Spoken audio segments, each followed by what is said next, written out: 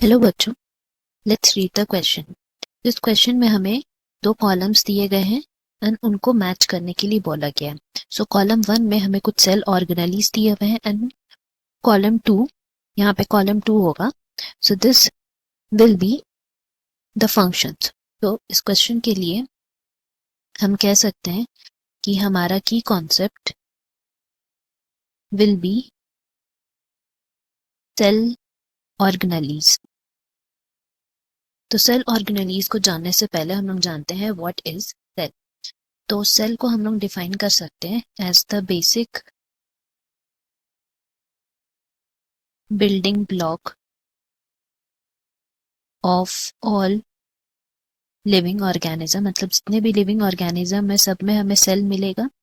अब सेल की स्ट्रक्चर के बारे में बात करते हैं तो उसके अंदर we will get cell organelles inside and हर ऑर्गेनेलिज का अपना अपना फंक्शन होता है एंड ओवरऑल सारे ऑर्गेनेलिज मिलके पूरे ऑर्गेनिज्म का फंक्शंस को डिसाइड करते हैं। मतलब ये सारे ऑर्गेनिज एक साथ काम करते हैं, अपना अपना फंक्शन जो भी करना है उससे they help the body to take nutrients,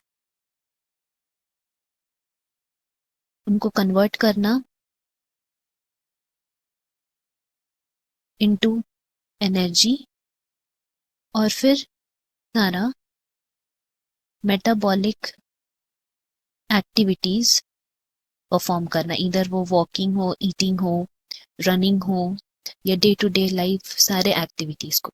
सो यहाँ हमें 4 सेल ऑर्गेनेलिज दिए हुए हैं, that is smooth endoplasmic reticulum, rough endoplasmic reticulum, Golgi complex and centriole.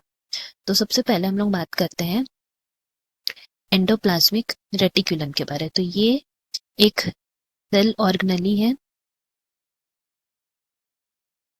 In cytoplasm of cell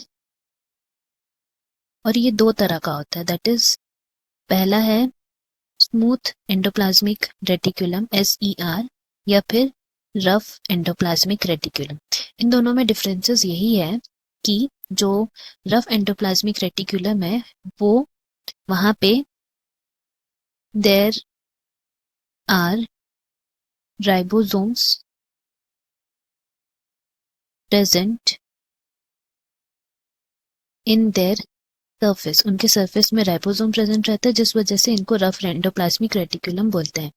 और जो स्मूथ एंडोप्लाज्मिक रेटिकुलम है उसमें राइबोसोम्स आर नॉट प्रेजेंट। तो अब हम लोग जान गए कि ऑर्गेनेलीज जो हैं उसमें से कुछ मेम्ब्रेनस होते हैं, कुछ नॉन मेम्ब्रेनस होते हैं। तो अगर हम लोग रफ एंडोप्लाज्मिक रेटिकुलम की बात करें तो इसका फंक्शन मेनली है इन्वॉल्व इन प्रोटीन को सिंथेसाइज करना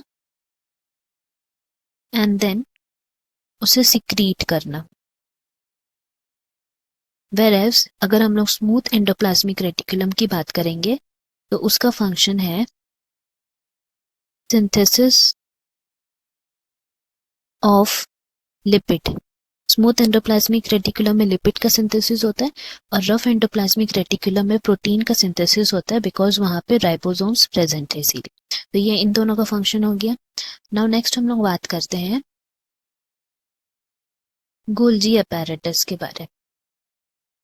सो गोल्जी अपैरेटस को हम लोग बोल सकते हैं कि यहाँ पे इसका इंपॉर्टेंट फंक्शन होता है फॉर्मेशन ऑफ ग्लाइकोप्रोटीन। और एक ग्लाइकोप्रोटीन जब फॉर्म करता है दैट इज ग्लाइकोजन और प्रोटीन का फॉर्मेशन साथ में, then that process is named as glycosylation.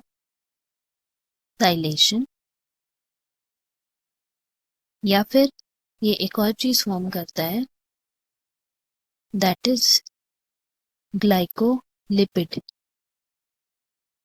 तो जब ग्लाइकोलिपिड फॉर्म करता है तब इनको बोलते हैं ग्लाइकोसाइडेशन। तो this was about Golgi apparatus and lastly हम लोग पढ़ते हैं सेंट्रियोल के बारे।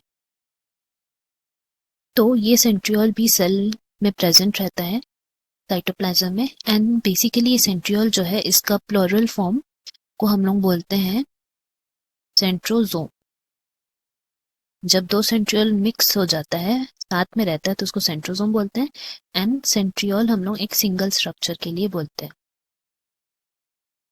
ना ये सेंट्रियोल का फंक्शन क्या है, then we can say that they give rise to asters और बाद में ये एस्टर ही स्पिंडल फॉर्मेशन करता है एंड फॉर्म स्पिंडल अपैरेटस।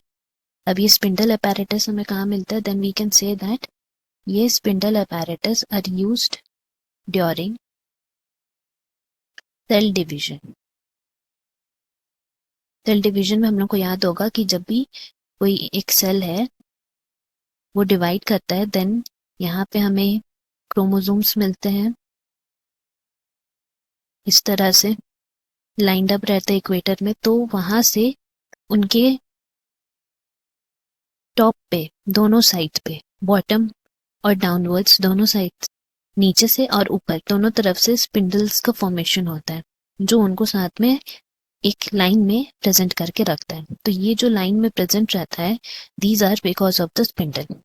तो अब हम लोग जो ऑप्शंस दिए गए उसमें देखते हैं smooth endoplasmic reticulum is mainly for lipid synthesis, that is a का हो जाएगा 2। देन रफ एंडोप्लाज्मिक रेटिकुलम जो है वो प्रोटीन सिंथेसिस में हेल्प करता है। Golgi complex is for the glycosylation और सेंट्रियोल स्पिंडल फॉर्मेशन। तो इससे हम लोग कह सकते हैं कि हमारा करेक्ट ऑप्शन हो जाएगा option D. Hope you have understood. Best of luck. Thank you.